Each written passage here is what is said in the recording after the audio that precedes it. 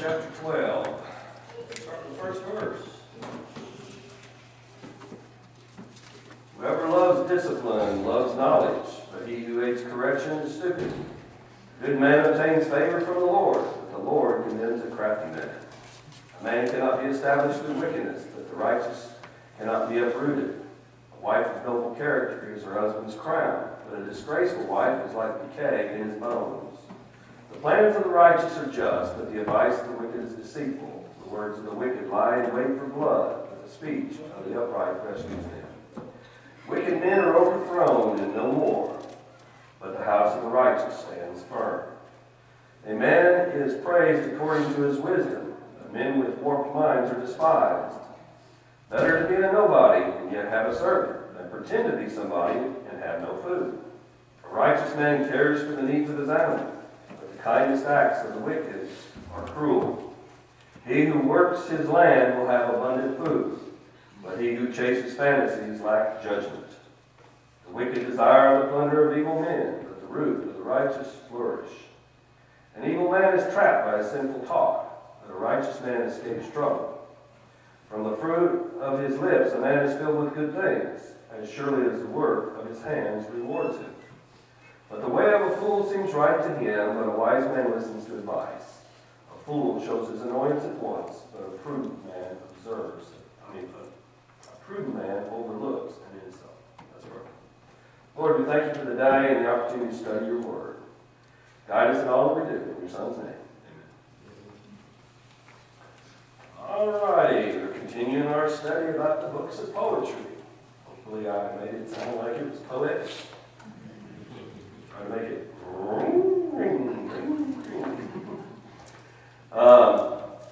this is our last lesson on Proverbs. We've had a couple lessons on Proverbs as we've gone through this. One previous to last week, we talked about the voice of wisdom. We talked about how Solomon, when he wrote the book, that he personified wisdom, or basically made wisdom like a person, described it in a personal way. The wisdom of God he describes as like a virtuous woman, whereas the wisdom of man is more like an adulterous woman. Not just an adulterous woman, but one that's really out there to get you. Both are calling out to us every day, every place, whether it's in the streets or work or wherever we're at, calling for us and trying to convince us to follow their way. We should listen to the wisdom of God before it's too late, because in the end, you're going to pay for it. We should run from foolishness or folly before it catches us and destroys us and leaves us dead. Last week, we talked a little bit about the benefits of wisdom. First of all, God corrects those that he loves. He disciplines those if he loves them. If he doesn't love them, there is no discipline. That's it. So that's why he does it. Wisdom and understanding bring contentment or happiness. The benefits are greater than any earthly wealth. Right? And the benefits of wisdom and knowing how to live our lives is worth more than all the riches we can come up with. They described all kinds of jewels and things, and gold and silver and all that stuff. This world was created by God's wisdom. What does that mean to me? Well, that means it was created by God's wisdom. We need to listen to his wisdom in order to live in it. So he would know exactly how it works. So therefore, if you want success in the world, it's going to be found through his wisdom, not the wisdom of man.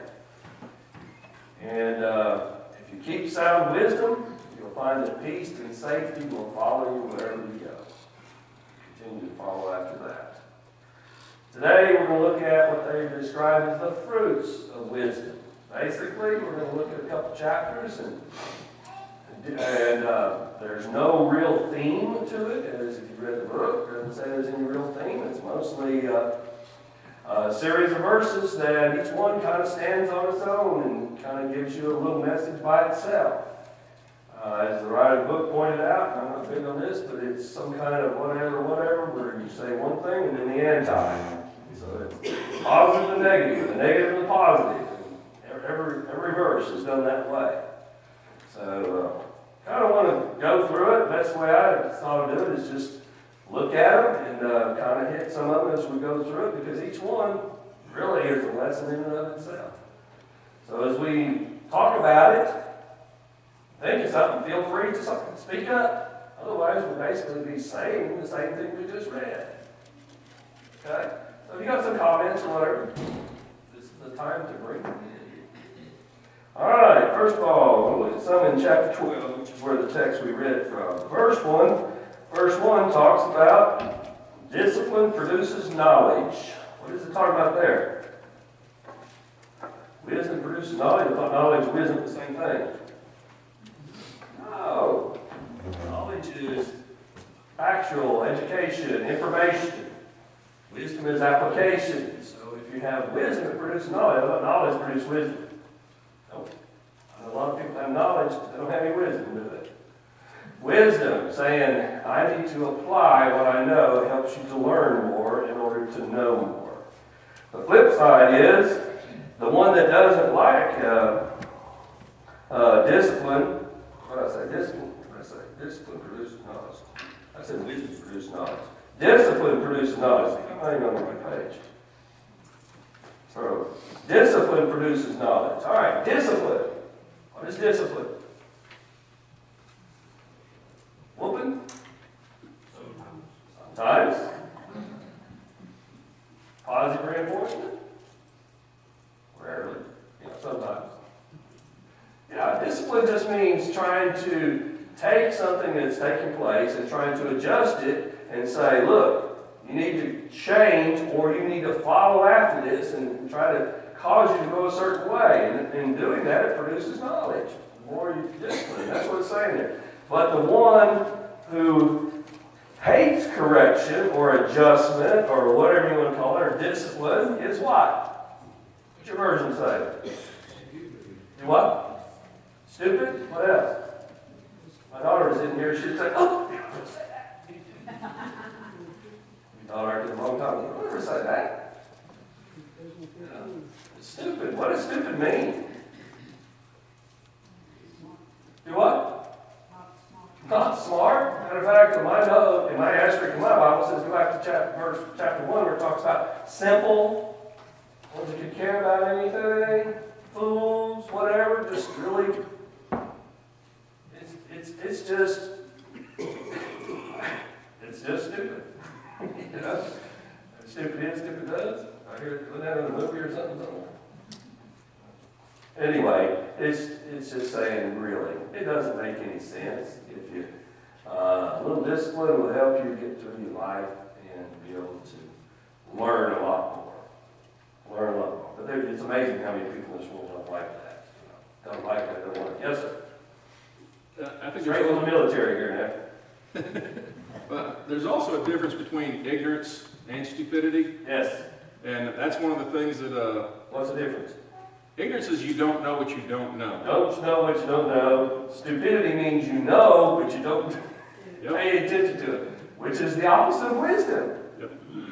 Yep. And I mean, that's something that not just my boys, but my guys at work, I make sure that they understand the difference also. Yeah. So that when some discipline does come, they understand more of where it's coming from. Then they won't be ignorant. They will have knowledge, as it says here. They will learn. And as you learn, you have the knowledge, but if you reject it, you just... Okay. All right. A good man will get favor from God, but what does a bad man get? Or a crafty man, mine says. Condemnation. One, God lifts you up and pats you on the back and puts you up there on the right hand of the throne with you. And, on the other, he condemns you. All right. Verse 3. A righteous man is well grounded, rooted. But what about the wicked man? Can't be established. Matter of fact, the Bible uses analogies of being like chaff in the wind and everything, kind of unrooted, ungrounded. Wife of noble character is her husband's crown. How many here have a crown? John does. Notice My wife's not here, so I'm okay. She doesn't watch this all the time. A wife of noble character is a man's crown. In other words, she basically, by having someone, and woman was created in the first place to be what? A helper, suitable. A lot of times they talk about it. Basically, she's supposed to be in subjection and all this other stuff. Almost trying to put down. That's not the way God intended. It was right side by side. Someone to help him go through life. If you have someone that is a good, noble character, is marching with you through life, it's a blessing. It's something the whole world will see and recognize. If you don't, what does it say? It's like decay in his bones. So if you don't have a noble character, then your disgraceful life is going to just eat away at you. Basically, it's going to cause decay. Okay? Verse 5. The plans of the righteous are just. What does it mean by that? What's the plans of the righteous talking about? Things that he suggests to do, that he talks about. The contrast, he's talking about advice of the wicked. Okay, so it's saying, okay, the wise man who says, let's do this and get together and do that. That is a good plan. That is whatever, because he is just. He is right. It will go forward. It will be positive. It will have good things. On the other hand, when a person who is wicked gives you some advice, what's going to happen with that plan? You're going to end up in jail. You're going to end up in the gutter. You're going to end up, you fill in the blank. Most of us have been here at one point in our life. All right.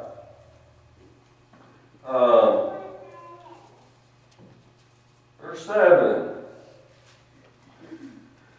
The house of the righteous man, the righteous stands firm. What's the house of the righteous? A home that's based on what?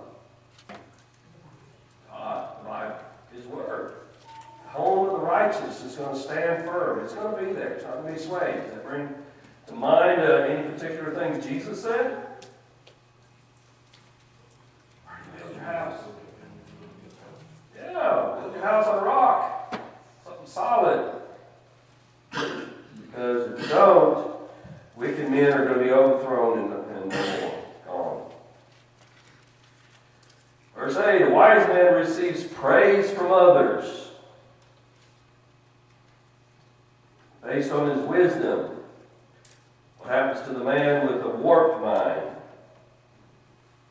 People look down on him. So if you want praise from people, then you need to be based on their wisdom or whatever. Because somebody that doesn't have the wisdom, we find that they're going to basically, everybody around us just going to look down on them. Verse 9, better to be a nobody and have a servant. What does that mean? Anybody in here, nobody? Anybody in here have a servant? So what does that mean? What does that mean to you and me? Maybe he employs someone. Employ somebody?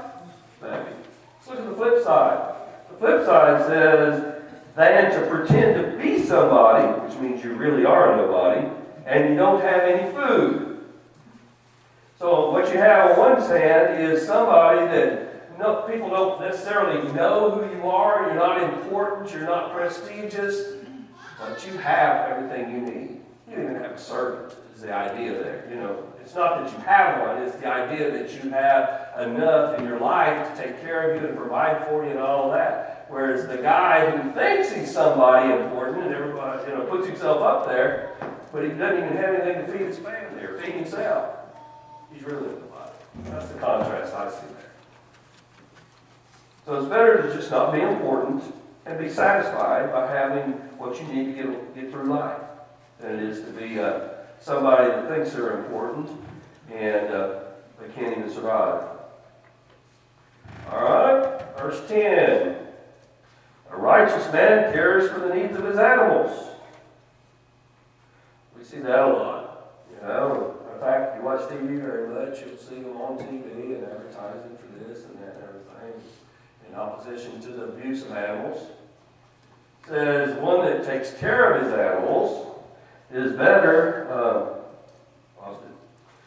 is a righteous man, but the kindest acts of the wicked are cruel. So it's basically saying that if you taking care of your animals is basically a way to see what kind of a person is. Don't we see that same thing? We start judging little Johnny out here when he starts killing animals and being cruel to them and everything. We start talking about, he's somebody we got to watch out for, right? Because there's some things that he hasn't got in his life, and they normally grow up to have issues later in their life in some form or fashion. Some of them come out in major extremism we see nowadays. So God, when He puts something on this earth, how are we to take care of it? Good stewards. That's what He did in Genesis chapter 2. He put us in the garden and everything, put us in this earth, was to take care of it. Yes, He said, you're responsible, you are over it. You are to manage it, you're to use it for your needs. But He also never said use it or abuse it. Never said to abuse it. Be responsible. So there's something to be said for protecting and taking care of our environment to the degree that we don't destroy things around us that God has provided just because we use them for the benefits that He provided for. All right. Verse 11. One who works his land, works hard, is going to have what? Plenty. What about the guy that doesn't work? Starve. In fact, God says he should. If you won't work, you don't need to eat. So we find that hard work pays off. All right. Verse 13. A righteous man escapes trouble. What does he mean by that? I use the word avoids trouble. Because no matter how good you are, do you always get out, escape trouble? Or sometimes trouble just finds you? Trouble just finds you sometimes. It's not your fault or whatever. What he's really trying to say is a righteous man, one who does right, avoids trouble. Because what he does keeps him from getting himself into trouble. Because an evil man is trapped by his sinful words and the things he does, or whatever. So we need to think about that. That's how you avoid troubles. Be righteous. That'll get you out of most of it. Verse 15. What does a wise man do? Listens to advice. There's two things there. A wise man listens. He doesn't just hear. A lot of us hear. But he listens. What does he listen to? He listens to advice. How many times you're talking to somebody and they say, I know. Okay. That's when y'all have kids.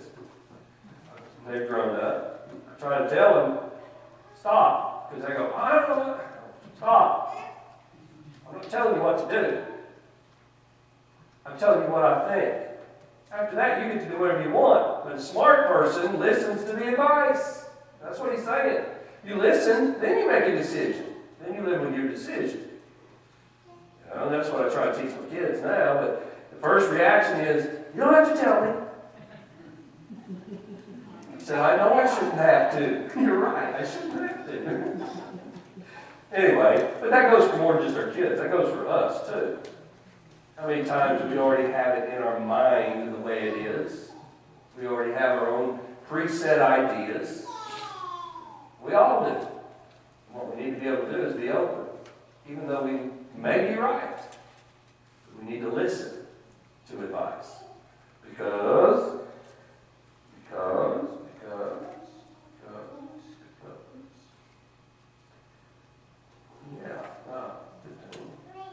because the way of the fool always seems right to who?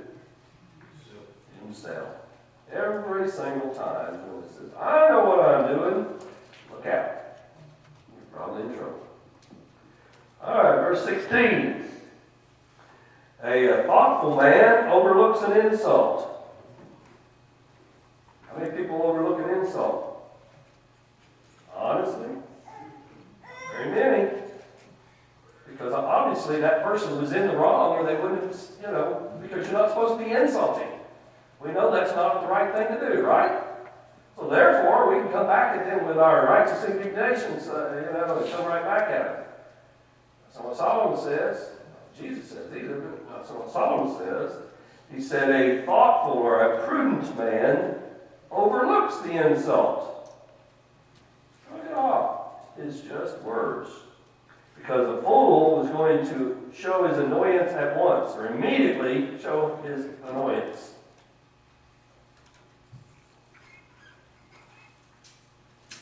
Verse 18. The tongue of the wise bring healing, but the reckless words pierce like a sword.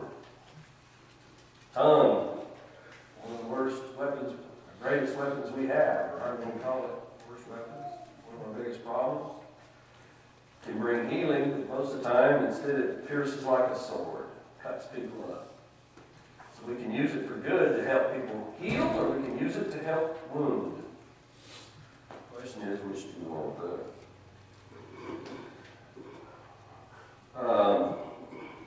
Verse 19, truthful lips endure forever, but the lying tongue lasts only for a moment. Why does the lying tongue only last for a moment? How long does a lie last? Just a little bit longer until somebody figures it out.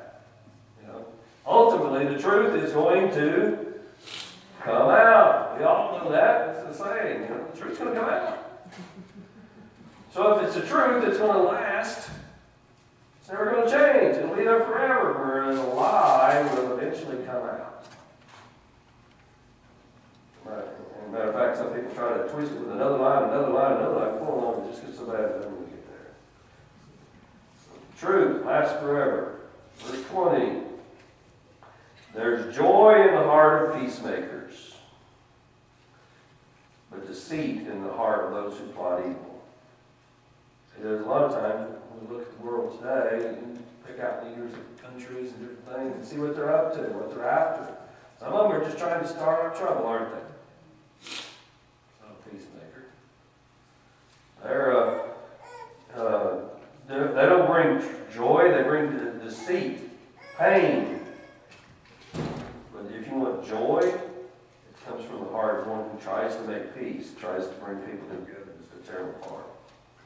In our country, we have a lot of that going on just in the political part of our world, don't we? Of our society. Everybody's got their own opinion instead of listening to others. And we're too busy screaming and yelling at each other, and it's just causing a farther and greater divide between the two. Unfortunately, it always ends up bad. And someday it's going to end up bad. All right? Verse 21, no harm befalls the righteous. Oh, so if you're righteous, you're never going to get hurt? Nothing's going to have bad happen to you?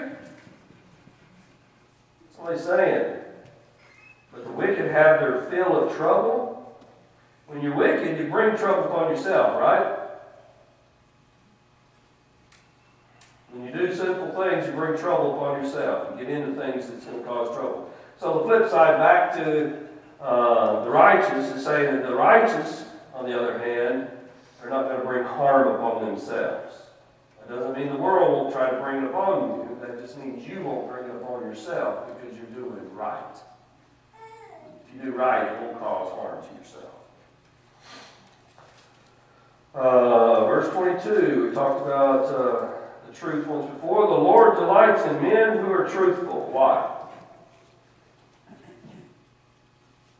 God is truth. God does not lie. He always tells the truth. Therefore, God delights in the man who does exactly like he wants him to. He tells the truth. Instead, he detests the lying lips. The lying lips.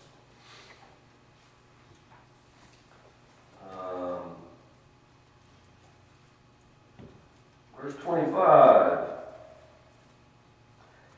kind word lifts a man's spirit, cheers him up. But an anxious heart wears a man down. Worry, stress. Encouragement is good. Anxiety and stress, the worry is bad. We need to be encouragers. Matter of fact, one of Barnabas, I guess it was called son of encouragement or something like that. Because that was his greatest gift. And we don't see a lot about him in the New Testament.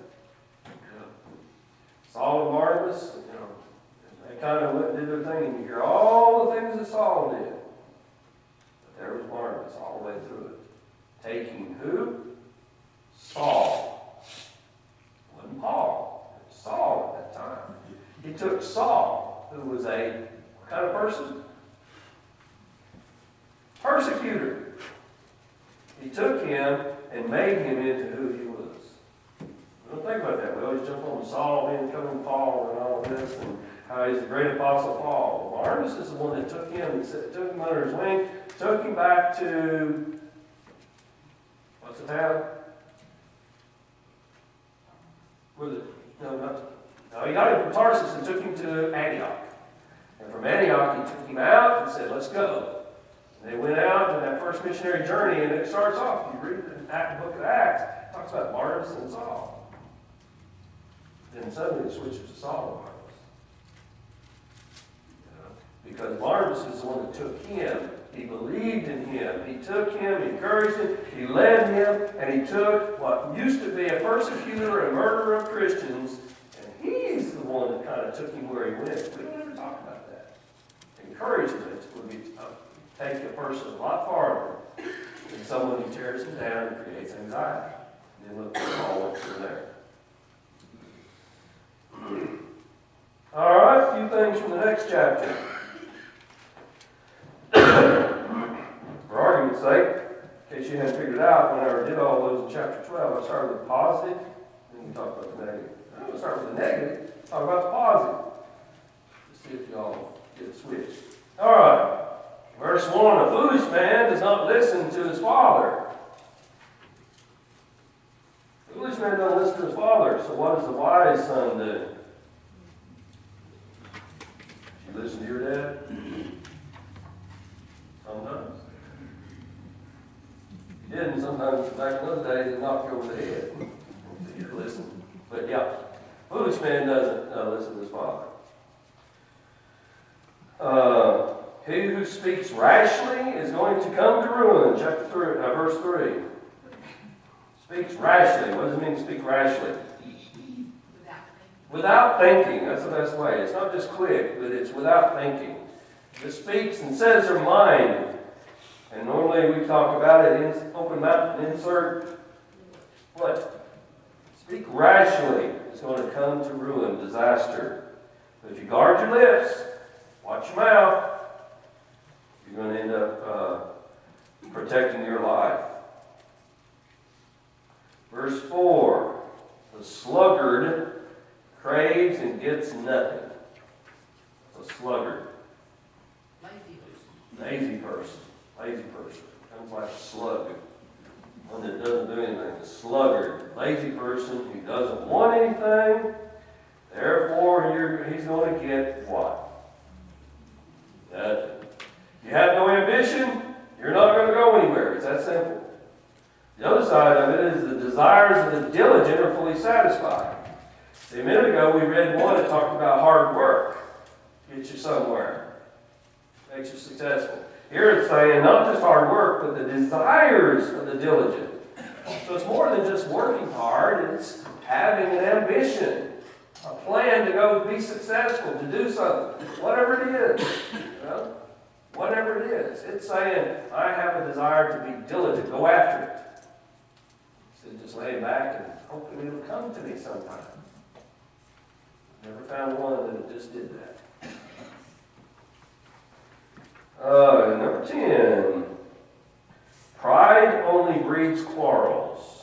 What does it mean by that? Pride. What is pride? Thinking more of yourself than you should.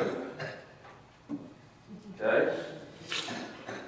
right, thinking more of yourself is only going to breed quarrels because somebody else gets what they're doing.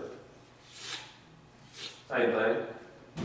They think they're somebody, and you think you're somebody, and they think they're somebody. So what do you got? You got two heads knocking. You got a fight. You got a quarrel. You got an argument. You got a war. All over somebody puffing their chest out. But wisdom isn't found in those who will sit down and listen and take advice. We talked about that. Verse 11, dishonest money dwindles away, but he who gathers money little by little makes it grow. What is he talking about? What's he talking about? How many lottery winners are still millionaires today? Most people win the lottery, think easy come, easy go. Next thing you know, the bankrupt broke. Look at all these, you don't talk much about it public, but if you look, most of the football players, you know, they make all these big signing bonuses and these great salaries and all that, and they go out and they think, wow, I'm making millions. How long do they get to play? 10 years? Maybe a little more if your body holds up. 10 plus years. And then, where are you? You didn't bother, do what? Crippled. Didn't bother to finish your education because you had all this money coming in. All these different things. And you lived how when you had it? How in the hog. So now suddenly, just like it says there, it dwindles away. But the one who grows money little by little, one day at a time, goes to work, comes home, it'll grow. Right? Something to be said for just doing day by day, boring, plugging along.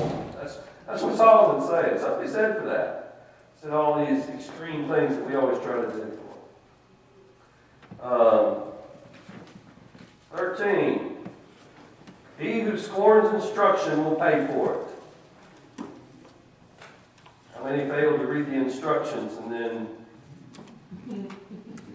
had to take it back apart and do it again? Guys, anybody ever done that? Yeah? No? How many have gone to make a meatloaf? They said, oh yeah, it takes a tablespoon of salt and this and that and that. It's a teaspoon of salt, not a tablespoon. Doesn't come out good. I know for a fact. You have to pay attention. You have to do those things, and you have to listen to the instructions and follow them. Otherwise, you'll pay for it. Okay? You'll pay for it. That was some of you know, when I first got married, that was my wife made a meatloaf. She was really proud of it. And she knows, she talks about it, we laugh about it now. We just had been married a year or whatever. And she made this meatloaf, and she got a tablespoon instead of a teaspoon. The tea, whatever, misunderstood. Bad news is it really didn't even get stirred up good. So as we sat down to eat, I got the one with the salt. Hers didn't. Hers was fine. Just went on like, okay. Been married a year, I'm going to stay married, so you keep eating. Then she got some. The final joke was, we threw it out back and a pack of dogs wouldn't eat it. She does great today. She makes the best meatloaf I ever got. Yes, sir. I was just going to say that's what ketchup's for, but That's what yeah, I know. No, not that amount. But yeah. Maybe that's why she puts a lot of ketchup on now. No, it's great. All right, going on. Where was that? Instruction 16. Verse 16. Every prudent or thoughtful man acts out of knowledge, but a fool exposes his foolishness or folly. In other words, one that's thoughtful uses some wisdom and thinks based on what he knows instead of just rashly does it. Otherwise, you end up being a foolish and going, oops, shouldn't have done that. Verse 21. Misfortune misfortune pursues the sinner. I want to remember, do we want misfortune? We want bad luck, bad things happening to us? Solomon made it real clear that it will follow a sinner. So if we choose to be a sinner, we can just pretty much choose this to happen, to go along with us. Instead, prosperity or blessings is the reward for those that follow after God, are righteous.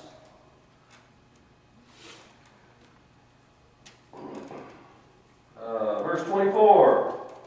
He who spares the rod hates his son. What's he talking about there? Feed on. Feed on. He who spares the rod hates his son, but he who loves him is careful to discipline him. Got a lot of struggle with that in this country today, or actually in the world today, but especially in this country or whatever. A lot of people keep saying, "Oh, don't hit your kids, you teach them to hit." There's a difference. Discipline has to come with not just the punishment or the positive reinforcement, but it also comes with an attitude that pushes behind it. Now, if all you're doing is reacting out of anger and beating somebody, that is not the same. And too many people try to lump those together. There is a difference between it. In all animal studies that are out there, psychology and all that, if you're ever studying that, I'll tell you right now, there is a training that goes on with positive and negative stimulus. And it produces a correct response. And never once does the rat say, "Oh, I need to go out and start doing such and such." It's not the same thing. So we need to be careful about what we're talking about here and to make sure that we're doing it from the right attitude. Because discipline starts here, not here. But the Bible is very clear and says that there is positive and negative stimulus, reward, and punishment that produces right action. Does God give us positive and negative reinforcement? We start off the verse by saying, "Father, we need to listen to what our Father's discipline." We looked at the other chapter and saw that discipline from God is something we need to accept, only a fool doesn't. So we need to understand that that's what it is, but we need to keep it in the correct perspective. Keep perspective. I mean, from the biblical standpoint, you want to tear it to the extreme. What does a rebellious child get? In the Old Testament, Jewish. Stone. That's pretty extreme. We would never even do that today. We didn't think of it. But that is exactly what God was saying, how bad it was for a rebellious son. So, give me a good idea. If you're alive, then apparently you weren't rebellious. You didn't get stoned. All right. And the last one, verse 25. The stomach of the wicked goes hungry. The righteous eat to their heart's content. Okay? Wicked, God doesn't take care of. God doesn't provide. Eventually, it'll come back to roost, and eventually, they'll pay for it. Whereas the righteous God, out of it, will take care of it to the end. That's what he tells us in the Sermon on the Mount. Trust Him. Takes care of the flowers, grass, birds. He's going to take care of you who are over them. All right, last thing I want to mention is this. Flip, if you will, to James. Book of James, chapter 3. Who is wise and understanding among you? Let him show it by his good life, by his deeds. You want to know whether you're wise or not? Look at your deeds. You want to know if a person's wise or not? Look at their deeds.